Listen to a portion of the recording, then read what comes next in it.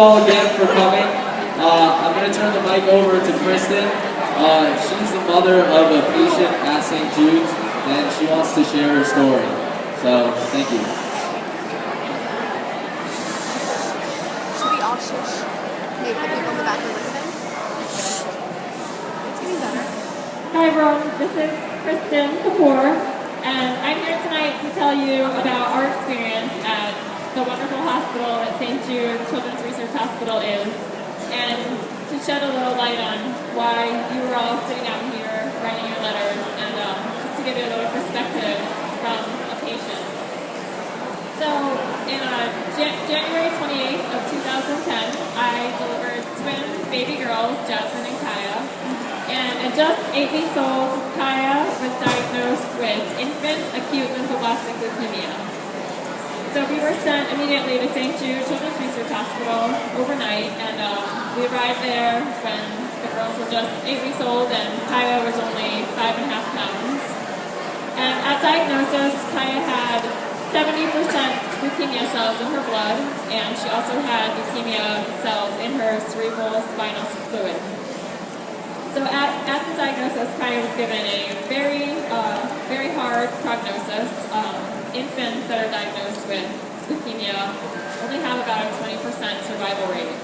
So we knew we were up against the wall with the odds, and obviously we were devastated beyond belief because this beautiful little girl who, if her video could come up, she'd be laughing right now. But since it can't, she began chemotherapy immediately and fought hard, and thankfully at her day 15 bone marrow aspiration, she did get into remission, which was really amazing because babies that young when they're diagnosed, it rarely happens. So St. Jude was very, very pleased, and they were doing anything and everything they could to help Kaya get through everything. And infant ALL has about a 3-year track of chemotherapy, and during the first year of it, we lived at St. Jude, and then after that you can possibly continue your treatment back home at one of your home hospitals. So Kaya endured everything.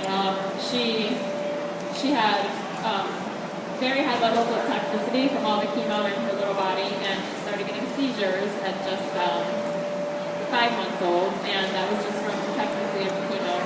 And because of that, the St. Jude staff sat down and they collaborated as a team to think of what they could do to back off of, to try to help this little baby to not have to endure as much as what she was, but still also keep her in remission. And they were able to do that. They got through that little bump in the road, and Kaya had many bumps in the road along that same line. And when you're a child who endures chemotherapy, your immune system just goes to nothing. So, I mean, dust can cause an issue in your body, it can cause inflammation, and it causes issues. So be very, very careful, which is why you mainly see the children wearing masks. And unfortunately, Kaya was so small, they couldn't even have a mask small enough for her, so I usually walk around with a blanket around her. And, but St. Jude just takes you in as a family, and they help you get through your hardest moments, your most devastating moments, and they cheer you on. And during it all, they can offer you this hope, because never once in the year that I was there battling for Kaya's life and helping her battle, I never thought I'd ever lose Kaya. There wasn't one moment, even in the middle of the night when she was having back-to-back seizures for about 4 hours straight. And it's an amazing, amazing place. They provide housing for all the families who are there. I lived there with my twin girls, and my husband flew back and forth on the weekends so that he could be with us and still maintain his job here. And many families do that same thing, or maybe both parents even quit their jobs because it's the only way to get through and to fight for your child's life.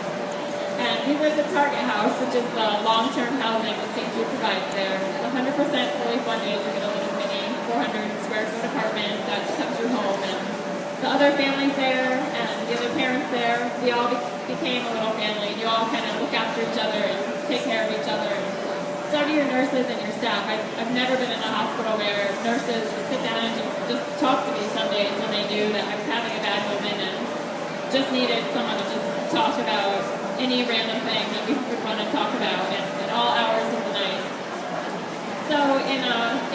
January of 2011, after Kaya had completed 1 year of chemo and had just finished a really heavy round of chemotherapy, with no immune system, she caught a respiratory virus that's called RSV, which, if you haven't heard of it, RSV is a deadly lung virus that even the healthiest of children, especially infants, if they get it, they end up hospitalized on breathing machines, and many of them don't make it.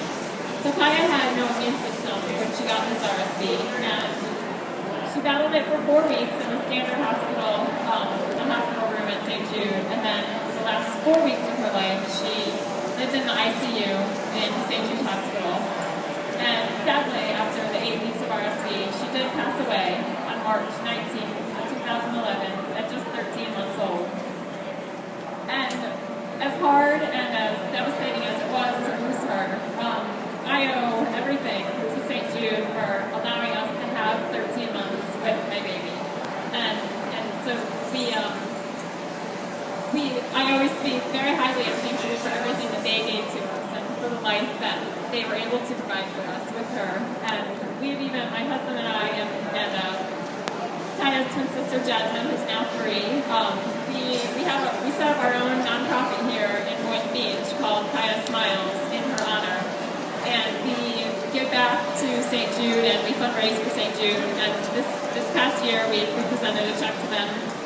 We flew up to Memphis, and each year we will continue to do this and host various events throughout the South Florida area. Our big event being our golf tournament. And we do it all because, St. Jude is amazing, and like I said, they gave us our daughter for 13 months and allowed us to experience her smiles and her giggles and her love for life, and taught us to love life and to really live every moment of it. So as you watch these other videos and as you learn more about St. Jude, you'll see that all those little kids are amazing. And it's sad that every day 46 children are diagnosed with a type of pediatric cancer. And every day 7 children lose their battle with cancer. So we want to end this, and we need all your help, especially young and entering the world of all kinds of opportunities ahead of you. Just knowing that you can be a part of this mission and carry on something so great. It's great that you guys are all here tonight. Thank you.